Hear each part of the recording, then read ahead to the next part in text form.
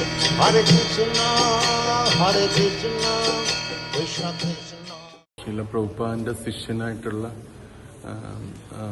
സിദ്ധാന്തദാസ് എന്ന് പറഞ്ഞ ഡിവോട്ടി മുതിർന്ന ശിഷ്യന്മാരും പ്രഭുപാദും തമ്മിലുള്ള ബന്ധം അത് വിവരിക്കുന്ന ഒരു പുസ്തകമുണ്ട്, മെമ്മറീസ് ഓഫ് ശീല പ്രഭുപാദ് എന്ന് പറഞ്ഞു.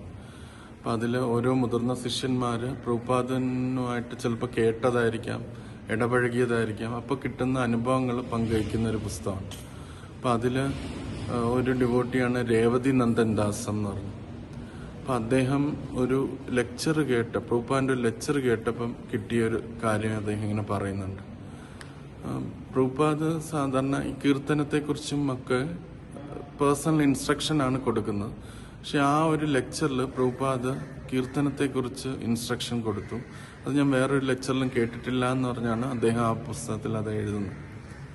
അദ്ദേഹം പറയുന്നത് പ്രഭുപാദ് ആ ലെക്ചറിന്റെ ഇടയിൽ പറഞ്ഞു, മെലോഡിയസ് ഇൻസ്ട്രുമെന്റ്സ്, ഹാർമോണിയം പോലത്തെ, അത് കീർത്തനത്തിന് യഥാർത്ഥത്തിൽ ഉപയുക്തമല്ല എന്ന് ഇങ്ങനെ പ്രഭുപാദ് പറയുന്നു.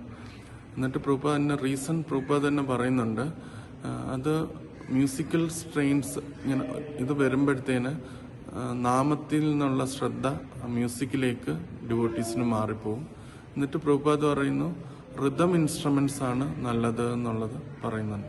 കീർത്തനത്തിന് അനുയോജ്യം എന്ന് പറയുന്നുണ്ട്. ഈ കർത്താളം, മൃദംഗം പോലത്തെ അതാണ് അനുയോജ്യം എന്ന് പ്രഭുപാദ് പറയുന്നു. എന്നിട്ട് പ്രഭുപാദ് പറയുന്നു, അതിന്റെ റീസണും പ്രഭുപാദ് പറയുന്നുണ്ട് എന്തുകൊണ്ട് അത് നല്ലതെന്ന് പറയുന്നതെന്ന് വെച്ചാൽ, അത് ഒരു താളമാണല്ലോ അത്. അപ്പം അത് കേൾക്കുമ്പം ആൾക്കാർക്ക് നൃത്തം വയ്ക്കാനായിട്ട് തോന്നും.